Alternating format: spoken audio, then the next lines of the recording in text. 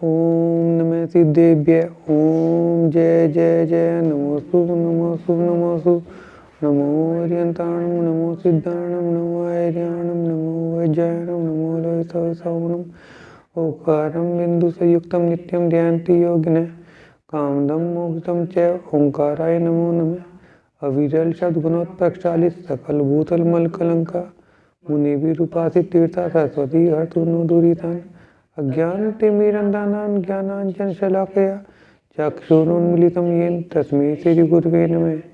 श्री परम गुरुवे नमः। परम्पराचार्य श्री गुरुवे नमः। सकल कलुषिध्वंसकं शेषां परिवर्धकं धर्म संबंधकं भवजीवनः प्रतिबोधकारकमिदं शास्त्रं श्रीपदं पुराणानां ध्येयम् अस्य मूलकर्तारः श्री सर्वज्ञ देवा तदुत्तरकर्तारः श्री गंधर्वदेवा प्रतिगंधर्वदेवा तेषां मनोच्युतारमाद्यं श्री रविसेन आचार्येण विरचितं सर्वे श्रोतारः साधन्त्या सर्वन्तु मंगलं भगवान् वीरो मंगलं गौतमोपनि मंगलं कुंकुमाद्यो जैन धर्मोस्तु मंगलम सर्वमंगल मांगल्यम सर्वकल्याणकारकं प्रधानं सर्वधर्माणां जैनं जयतु शासनं जैनं जयतु शासनं।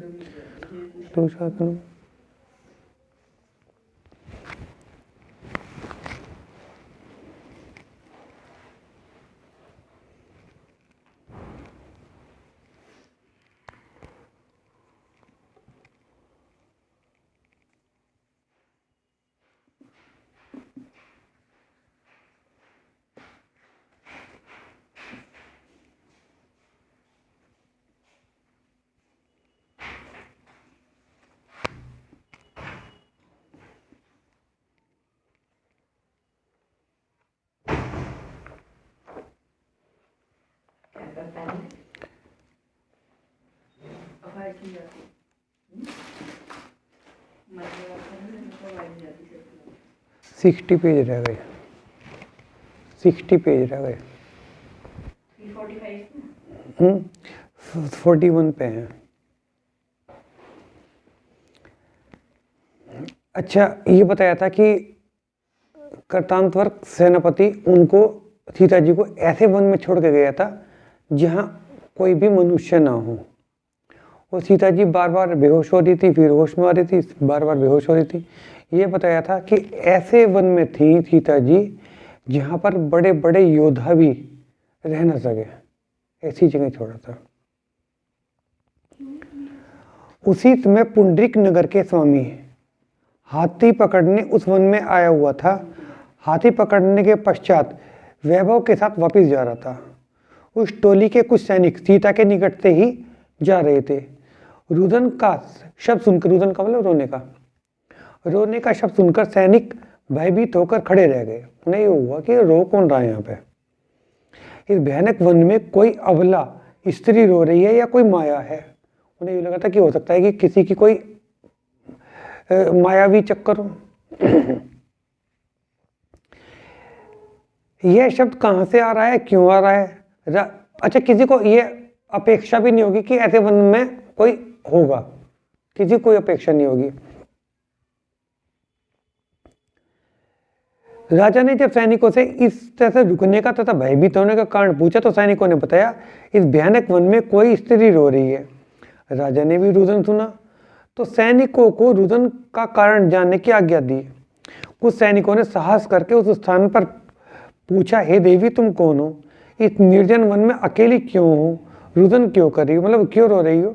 आप कौन हो? कोई देवी हो, नाग कुमारी हो, उत्तम नारी है, माँ कल्याण रूपिणी, उत्तम शरीर की धारिणी है, तो फिर रो क्यों रही हो? मतलब देखने में तो रानी सी लगी रही थी, सुंदर भी थी कि आप इतनी सुंदर हो, कोई रानी सी लग रही हो, तो इस वन में कैसे आ गई, क्यों रो रही हो? सीता उन शस्त्रधारी सैनिकों के भय से कांप उठी।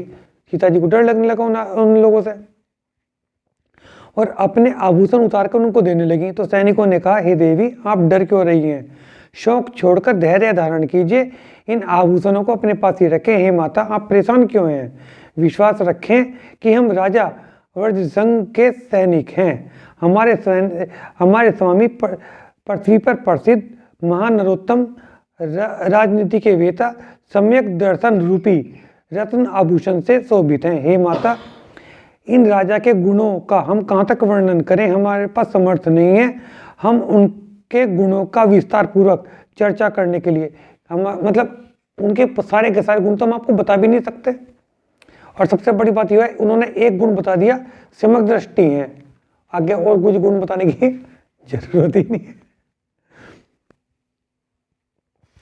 हमारे स्वामी जिन मार्ग के रहस्य के ज्ञाता, शरणागत के प्रतिपालक, परोपकार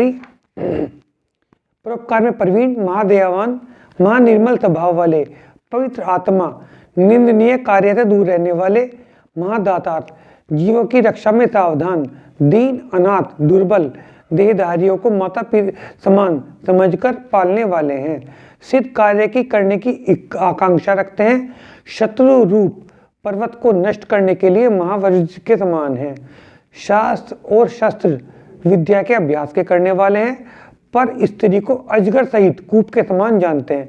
देखो, देखने में तो तुम्हें लग रहा होगा कि स्त्री के बारे में कितने खराब शब्द हैं। इसका मतलब ये नहीं है, इसका मतलब ये नहीं कि है ना पर स्त्री को है ना वे सांप मान रहे, अजगर मान रहे, ऐसा नहीं है। इसका मतलब यह है कि उनसे दूर रहेंगे, उनके प्रति आसक्ति की भावना नहीं रखते, इसका मतलब ये है।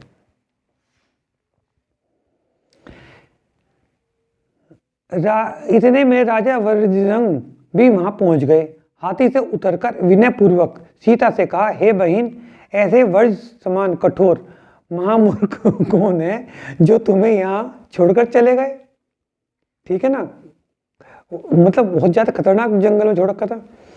अरे तुम्हें तजते हुए उनका हृदय विदीर्ण क्यों नहीं हो गया?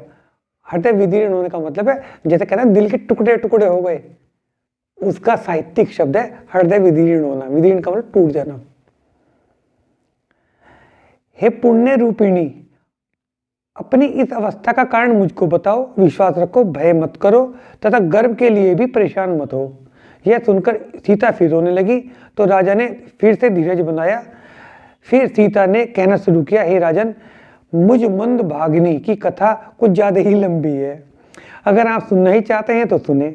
मैं राजा जनक की पुत्री, भामंडल की बहन, राजा दशरथ की पुत्रवधू तथा श्री राम की पत्नी सीता हूँ। राजा दशरथ ने रानी कैकेयी को वरदान दिया था कि वे भरत को राज्य देकर वैरागी हो गए तथा राम लक्ष्मण वन को चल दिए। मैं भी उनके साथ वन में रही। रावण कपट करके मेरा अपहरण करके लंका ले गया। 11 दिन तक मैंने अंजल का त्याग किया। पति को सूचना मिलने पर मैंने भोजन को ग्रहण किया। पति राजा सुग्रीव के मेहमान रहे। मतलब वास्तव में देखा जाए तो सीता जी की जो मुसीबतें हैं रामचंद्र जी से ज्यादा रही नहीं रही। मतलब उन्होंने तो 11 दिन का उपवास तक किया और रामचंद्र जी तो है ना कभी सुग्रीव के साथ कभी किसी के साथ राजसी सुख में ही रहे। सीता जी का कठिन समय ज्यादा रहा। सुग्रीव के मेहमान रहे, कहा तो है ना कि वे तो सुग्रीव के मेहमान रहे। सुग्रीव राजा थे। उन्होंने सेना एकत्रित की, रावण पर युद्ध किया। भाई लक्ष्मण के हाथों रावण का वध हुआ। फिर वे मुझे वापस लेके आ गए।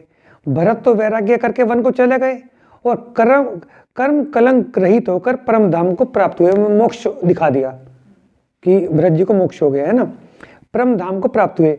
माता कैकेयी ने भी वैराग्य ले लिया तथा श्री राम तथा लक्ष्मण समान रूप से अयोध्या में राज्य करते हैं। दुष्चित निशंक होकर अपवाद करने लगे।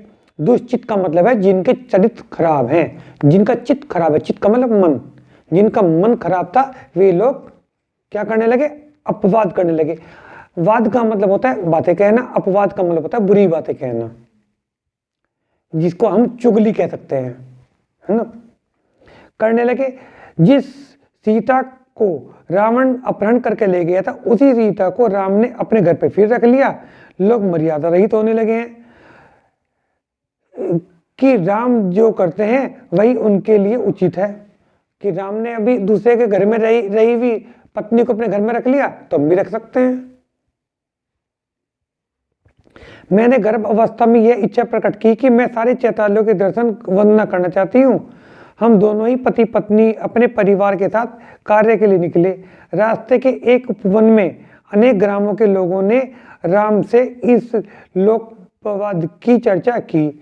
मेरे पति ने लोकवाद के भय से मुझे भयानक अरण्य का मतलब जंगल, अरण्य में छुड़वा दिया। मैं दोष रहित हूँ। पति यह सब जानते थे। लक्ष्मण ने भी बहुत उन्हें समझाया पर वे नहीं माने। शायद मेरे ऐसे ही कर्म का फल है जिस वजह से मुझे विशुद्ध कुल में जन्मी। विशुद्ध कुल का मतलब है अच्छे कुल में जन्मी, मतलब पिता का परिवार भी अच्छा है। इस विपिन में आकर पड़ी हूँ। विपिन का मतलब दुख में, कष्ट में आकर पड़ी हूँ। मेरे पति किसी से भी नहीं डरे परंतु एक लोकवाद से डर गए। यह सारी कथा सुनकर सीता फिर रुदन करने लगी, फिर रोने लगी।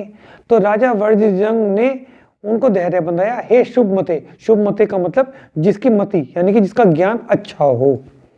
हे शुभ मते, तुम जिन शासन में प्रवीण हो शोक से रुदन मत करो। अच्छा, रोना आर्त ध्यान के अंतर्गत आता है ना। मैं तुमको बताया भी था वहां पे क्या हुआ। आर्त ध्यान में क्या है, आर्त ध्यान में क्या मतलब है। आर्त ध्यान का मतलब है जो चीज हमको पसंद है उससे दूर हो जाना, ठीक है ना। या जो चीज हमको खराब लगती है उसका हमारे पास आ जाना, ठीक है ना। तो अपने अनुकूल चीज से दूर हो गई ना, उसे कारण दुख मानना आर्त ध्यान कहलाता है ना। तो क्या कह रहे हैं वे, ये आर्त ध्यान दुख को बढ़ाने वाला है। दुख को क्यों बढ़ाएगा, कर्मों का असर होगा तो दुख होगा, है ना। हे जानकी, तुम इस लोक की परिस्थिति को से भली भांति परिचित हो। हे देवी, तुम परम उत्कृष्ट महासती हो, प्रशंसा के योग्य हो। तुम्हारे गर्भ धारण करने पर चैतालियों के दर्शन का भाव उठा। ये तेरे पुण्य का उदय ही था। तू महाशीलवती जिनमती हो। तुम्हारे शील के प्रसाद से इस निर्जन वन में हाथी पकड़ने का मेरा निमित्त आना हुआ। नहीं तो वे कहाँ आते हैं यहाँ पे हाथी पकड़ने के लिए, ठीक है ना, इसीलिए आना हुआ। मैं वज्रजंग पुंडरीक का अधिपति राजा दुर्वाहा सोमवशी की महिषी नाम की रानी का पुत्र हूं। अपनी माता और पिता दोनों का नाम बताया। तुम धर्म के विधान से मेरी बड़ी बहन हो, ठीक है ना। देखो धर्म के विधान से भाई बहन क्या होना है। जैसा सपोज करो कि तुम हो, ठीक है ना, मैं तुम्हें अपना पुत्र मान सकता हूँ। किस कारण से कि तुम भी उसी धर्म को मानते हो, मैं भी उसी धर्म को मानता हूँ, ठीक है ना।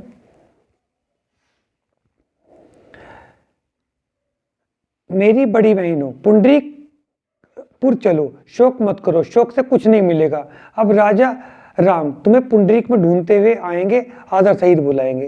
राम भी तुम्हारे वियोग में शोकाकुल होंगे, पश्चाताप कर रहे होंगे। अब वह महाविवेकी आदर से तुम्हें खोज लेंगे, इसलिए हे पतिव्रते राम तुम्हें अवश्य बुलाएंगे। सीता को कुछ शांति मिली, जैसे उसे भामंडल जैसा भाई ही मिल गया हो। उनको ऐसा लग रहा जैसा कि भामंडल के पास ही गई हूँ, इसलिए वे वहां उनके साथ चल दी। सीता ने राजा की बहुत प्रशंसा की। तब वज्रजंग ने क्षण मात्र में ही बहुत सुंदर अनमोल अद्भुत पालकी मंगवाई। सीता उस पालकी में बैठकर सेना के मध्य में सुरक्षा के 3 दिन में पुंडरीक में जा पहुंची। हर जगह सीता का मान सम्मान हुआ। अच्छा, सीता जी का मान सम्मान क्यों हो रहा। दो मोक्षगामी की माता है बेटा, एक बार वो मैं पुण्य जरूर होता है। तुमने कभी कभी सुना होगा कि है ना, उसके ऐसा पुत्र हुआ, ऐसी पुत्री हुई तो उनके घर में बहुत पैसों की बरसात हो गई, बहुत पैसा आ गया। वजह क्या होता है, एक पुण्यशाली जीव के आने का, ठीक है ना। और वहां पे तो दो पुण्यशाली, और पुण्यशाली क्या महापुण्यशाली मोक्षगामी जीव आ रहे हैं। सीता जी का मान सम्मान हुआ। हर ग्रामवासी उनके स्वागत के लिए आया, स्तुति की, हे माता, हे भगवती, आपके दर्शन कर हम पाप रहित हुए, कृतार्थ हुए। जब पुंडरीकपुर के समीप पहुंचे तो राजा की आज्ञा से सीता का आगमन खुशी से मनाने के लिए प्रजाजन राजपथ पर चल पड़े और नगर की शोभा की। सीता को नगर में इस तरह प्रवेश कराया जैसे लक्ष्मी का प्रवेश हो रहा हो। सारे राजलोक की स्त्रियां सीता के आगमन के लिए आई। राजमहल पहुंचकर सबसे पहले सीता जिन मंदिर के दर्शन करने के लिए गई, जिस प्रकार से भाई किसी बड़ी बहन का सम्मान आदर करता है, उसी प्रकार राजा वर्जजंग सीता को आदर पूर्वक रख रहे थे। राजा वर्जजंग के परिवार की सभी स्त्रियां एवं लोग भी सीता की देखभाल एवं सेवा पूरी श्रद्धा के साथ करते थे। सीता को धर्म कार्य के लिए पर्याप्त समय मिलता था। जो कुछ भी सीता को कहीं से किसी के द्वारा भेंट में मिलता, वह उसे धर्म कार्य के लिए उपयोग में लगा देती थी।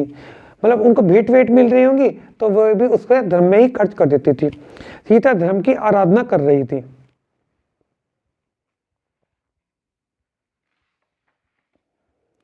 उधर कृतांतवर्क वापस श्री रामचंद्र जी के पास पहुंचा, नमस्कार करके कहने लगा, हे प्रभु, मैं आपकी आज्ञा को प्रमाण मानकर देवी सीता को भयानक निर्जन वन में छोड़ आया हूँ। अब केवल धर्म ही उनका सहायक है। हे देव, वह वन मां भयंकर हिंसक पशुओं से भरा हुआ है तथा बहुत ही सघन है।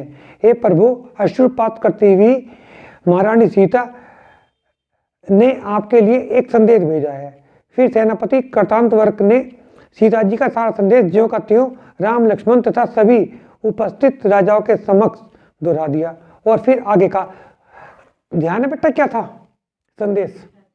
बताओ क्या संदेश था? संदेश ये था, जैसे लोकवाद के कारण आपने मुझे छोड़ दिया, ऐसे लोकवाद में धर्म को मत छोड़ देना। कोई धर्म की भी विराधना करने लगे, सम्यक दर्शन को मत छोड़ना। हाँ, सम्यक दर्शन को मत छोड़ना या धर्म को मत छोड़ना। धर्म को छोड़ दोगे तो भी सम्यक दर्शन छूट जाएगा।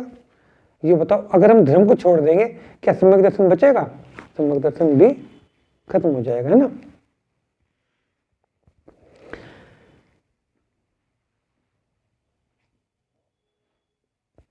फिर आगे कहा, हे देव, एक तो वह देवी सीता स्वभाव से ही भीरू, भीरू का मतलब डरने वाली, भीरू का मतलब डरने वाली है, और उस भयंकर वन में जीव जंतुओं के मध्य वे कैसे रह सकेंगी?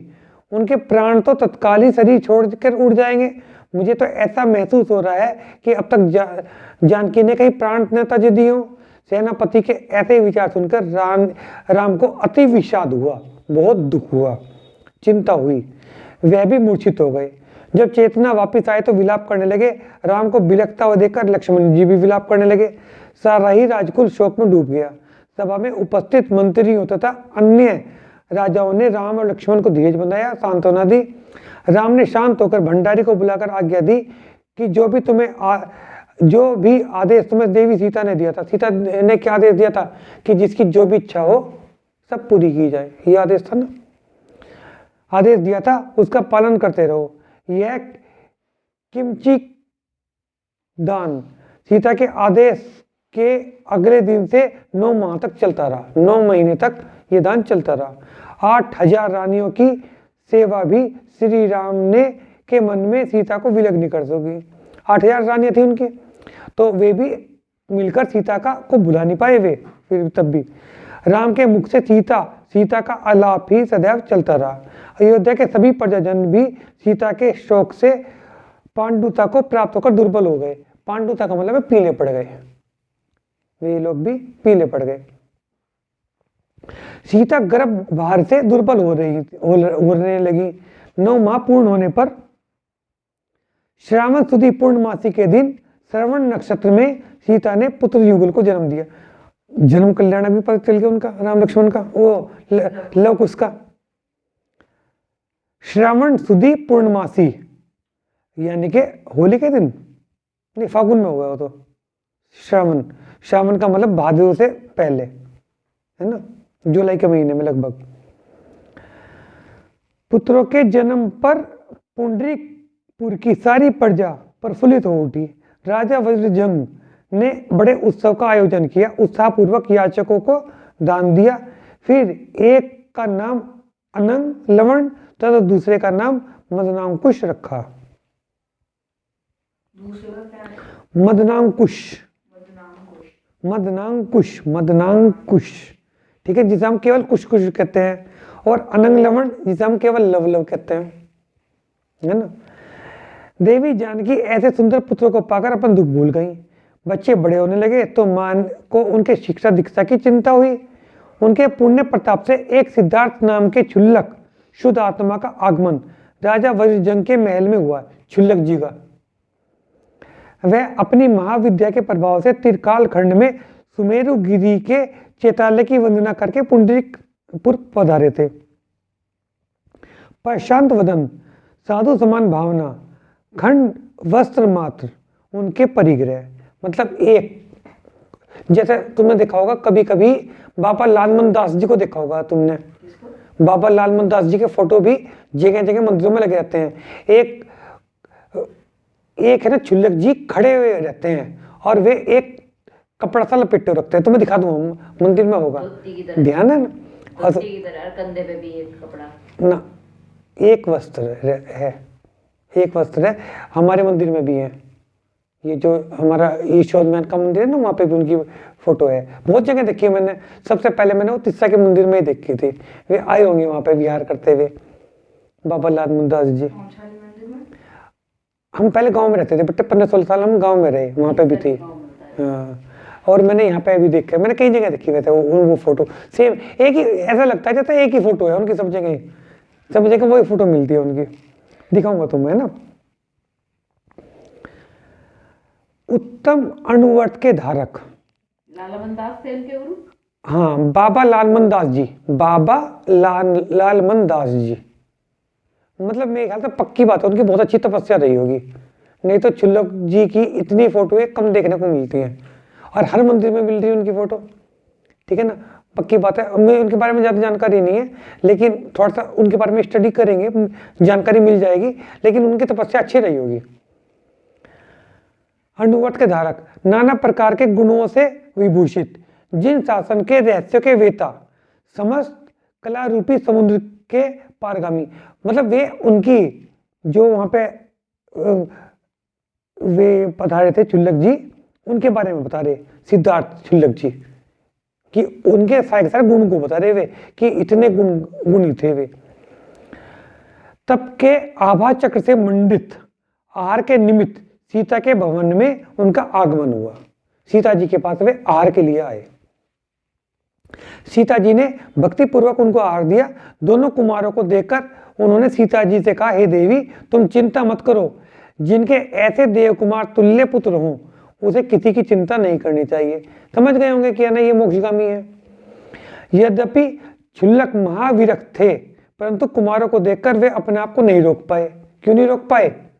सम्यक दर्शन झलक रहा है ना, रोक नहीं पाए। तथा कुछ समय उनके निकट चैताल्य में रहकर कुमारों को शस्त्र विद्या के साथ अनेक प्रकार के विद्याएं सिखाकर निपुण कर दिया। बहुत जल्दी सीख गए वे। क्यों सीख गए? मोक्षगामी थे, निपुण कर दिया। इस तरह से दोनों ही कुमार ज्ञान और विज्ञान में पूर्ण, सर्व कलाओं के ज्ञाता, गुणों की खान, दिव्यास्त्रों के संचालन, निराकरण तथा उनके रखरखाव की विद्या में प्रवीण हो गए। और सबसे बड़ी बात एक और है, विद्याधरों के यहाँ रह रहे, बहुत सारी विद्याएं तो वैसे ही आ गई होंगी। दोनों भाइयों में एक रूपता थी। सभी अर्थों में दोनों एक दूसरे के पूरक महा समतुल्य ही थे। जैसा लवंग का मतलब लव है ना, वैसे ही अंकुश यानी कि कुश। दोनों पुत्रों को देखकर माता का हृदय आनंद से परिपूर्ण हो जाता था। माँ जितनी ही अपने बालकों को देखती, उनकी प्रीति उनके प्रति उतनी ही बढ़ती जाती। पूरा पुंडरीकपुर देश दोनों कुमारों के रूप, शूरवीरता, नम्रता तथा हर क्षेत्र में प्रवीणता को देखकर सदैव उनको आशीष देते रहते थे। उन दोनों महावीर, ज्ञानवान, लक्ष्मीवानों को देखकर लगता था कि जैसे बलभद्र तथा नारायण ने उनके रूप में जन्म ले लिया हो। ठीक है ना। तब राजा वज्रजंग की रानी लक्ष्मी से पैदा हुई अपनी पुत्री शशि चूला का विवाह लवंग कुमार से करने की कामना की। ठीक है ना। मम्मा जी लग रहे थे भाई, जब उन्होंने बहन मान लिया तो मम्मा जी तो लग रहे, उन्होंने अपनी पुत्री को लव के लिए सिलेक्ट कर लिया। यह सोचकर कि अंकुश कुमार की शादी भी साथ ही कर दी जाए, एक दूत को पृथ्वीपुर नगर के राजा पुथु की तथा उनकी रानी अमरावती की पुत्री कनकमाला से तय करने के लिए भेजा। परंतु जब दूत ने राजा पृथु के समक्ष पहुंचकर राजा का संदेश दिया तो राजा पृथु क्रोधित हो उठे कि तुम तो पराधीन हो, तुम्हें दूसरों के संदेश वाहक हो, तुम दूत को जल की धारा के समान होते हो, जिस दिशा में चलाया जाए उसी दिशा में चलने लगते हो। किसको कह रहे? दूत को कह रहे। पता क्यों? कुछ के पिता के बारे में कहां पता है? पिता ने छोड़ रखा है ना, इस कारण।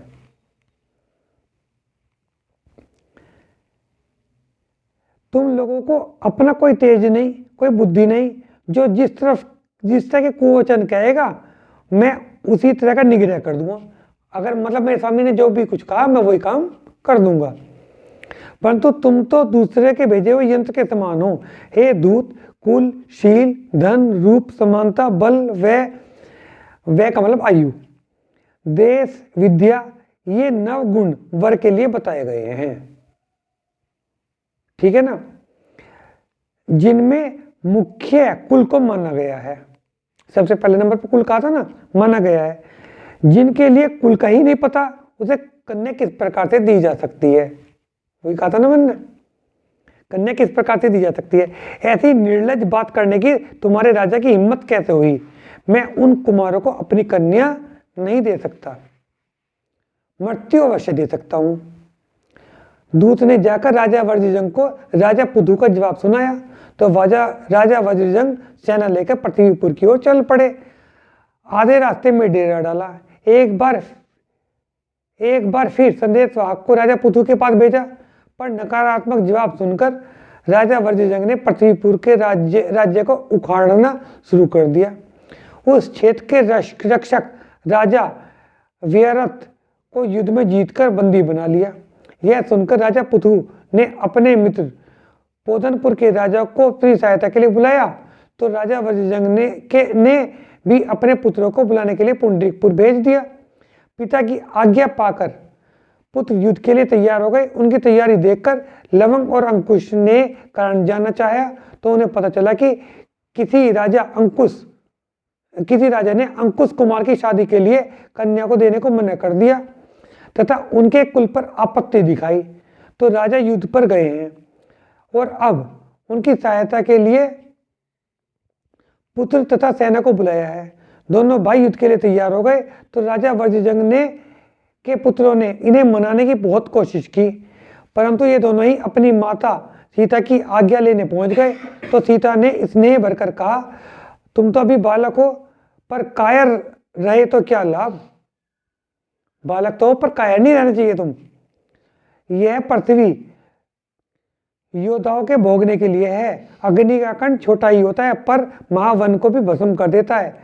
फिर माता के आशीर्वाद लेकर मन वचन काय से सिद्धों को नमस्कार कर रथों में तेज गति वाले अश्व लगाकर पृथ्वीपुर पहुंच गए तथा 5 दिन में ही राजा वज्रजंग से जा मिले। उधर राजा पृथु भी यह सुनकर एक बड़ी सेना आई है तो मुकाबला करने के लिए नगर से बाहर निकला। दोनों सेनाओं में युद्ध आरंभ हो गया, परंतु दोनों भाई सेना को कई तरह से काटते हुए दुश्मन की सेना को भयंकर विनाश करने लगे। शत्रु सेना में कोई भी ऐसा समर्थ नहीं था जो उन दोनों भाइयों को रोक सके। शीघ्र ही राजा पृथु की सेना भयभीत होकर राजा को अकेला छोड़कर भाग खड़ी हुई। दोनों भाइयों ने राजा पृथु से कहा, हे प्रभु, हम अज्ञात कुलशील, हमारा कोई कुल नहीं जानता, हमारे सामने भागते हुए तुम्हारी सेना को वह तुम्हें लज्जा नहीं आती? तुम तो अभी हमारे कुल की बात कर रहे थे, अब तुम हमारे देख कर डर के क्यों भाग रहे हो? ये पूछ रहे हैं वे, है ना। अब तुम खड़े हो और हम तुम्हें अपनी कुलशीलता के बारे में अपने वर्णों से बताएंगे। राजा पृथु हाथ जोड़कर नमस्कार किया, तुम तो महाधीर वीर हो, अज्ञानता में किया मेरा दोष, मैं आपसे क्षमा प्रार्थी हूँ। मैं मूर्ख आप लोगों के महात्म्य को नहीं जानता था। महाधीर वीर का कुल इस सामंतशाही से ही जाना जाता है, इसलिए आप परम धीर महाकुल में पैदा हुए अब हमारे स्वामी हो। हमारे महाभाग्य ही है कि तुम्हारे दर्शन का हमें सौभाग्य मिला। यह सुनकर दोनों भाइयों का क्रोध शांत हो गया और वे रथ से नीचे उतर गए। उसी समय राजा वर्जजंग तथा अन्य सभी राजा भी वहां पहुंच गए। कुमारों तथा पृथु में प्रीति हो गई। फिर दोनों कुमारों के साथ राजा वर्जजंग को लेकर पृथुपुर पहुंच गए। मदनांकुश ने से अपनी कन्या कनकमाला का विवाह कर दिया। दोनों भाइयों ने एक रात्रि वहां विश्राम किया। उसी क्षण दिग्विजय करने निकल पड़े। उनका साथ देने के लिए सुहद देश, मगध देश, अंग देश, बंग देश, पोधनपुर के राजा भी चल पड़े। पहले लोकाक्ष नगर की तरफ से बहुत से देशों को जीता, फिर लंपाक देश की तरफ को रुख किया। उसके बाद विजय स्थल, उत्तर कैलाश, झंझ, कुंतल, साल्यम, नंदी, नंदन, स्थलधल, शलभ, अनलचल, भीम, भूतरव, फिर सिंध नदी के को पार करके समुद्र तट के अनेक राज्य, फिर भीरू देश, यवन, कच्छ, चाक, तजट, नट, सक्र, केरल, नेपाल, मालव, अरल, संबर, त्रिशिर, पार, शैल, गोशाल, कुशीनर, सूरपाक, संतर, विधि, सूरसेन, वालिक, उलुक, कौशल, गांधार, सोवीर, अंधकाल, कलिंग इत्यादि देश वश में किए। वे दोनों पुरुषोत्तम भाई पृथ्वी को जीतकर राजा वर्जजंग के साथ पुंडरीकपुर पहुंचे तो नगर में महा उत्सव मनाया गया। वहां के लोगों के हर्ष की कोई तुलना नहीं की जा सकती थी। दोनों भाइयों को देखकर माता सीता आनंद के सागर में डूब गई। दोनों ने आकर मां के चरणों में लेटकर नमस्कार किया। सीता ने दोनों को सीने से लगाया, फिर प्यार किया। ठीक है। जिनवाणी जग मैया जन्म दुख मेट दो, जिनवाणी जग मैया जन्म दुख मेट दो, जन्म दुख मेट दो, रण दुख मेट दो, जिनवाणी जग जन्म दुख मेट दो। मोसन सा मैल तुम्हारा गणधर जैसे भैया, समोसन सा मैल तुम्हारा गणधर जैसे भैया, कौन कौन के पुत्र तुम्हारे तीर्थंकर से, जन्म दुख मेट दो, जिनवाणी जग मैया जन्म ततु चैन द्रव्य बताए हो उपकारी मैया, ततु चैन द्रव्य बताए उपकारी मैया, जो भी शरण में आया उसकी पार लगा दो, जन्म दुख मेट दो, जिनवाणी जग मैया जन्म दुख मेट दो। संकट मोचन नाम तुम्हारा तुम हो जग की मैया, संकट मोचन नाम तुम्हारा तुम हो जग की मैया, हाथ जोड़कर शीश नवाऊं पढ़ूं तुम्हारे भैया, जन्म दुख मेट दो, जिनवाणी जग मैया जन्म दुख मेट दो। वाणी के ज्ञान से सूझे लोकालो, सोवानी मस्तक नमो तदा दे तू दो, यजमानी भारती तो जब दिन रहे, तेरी करना गए सो पावे सुख, इन्होंने मता की जय जिनेन्द्र।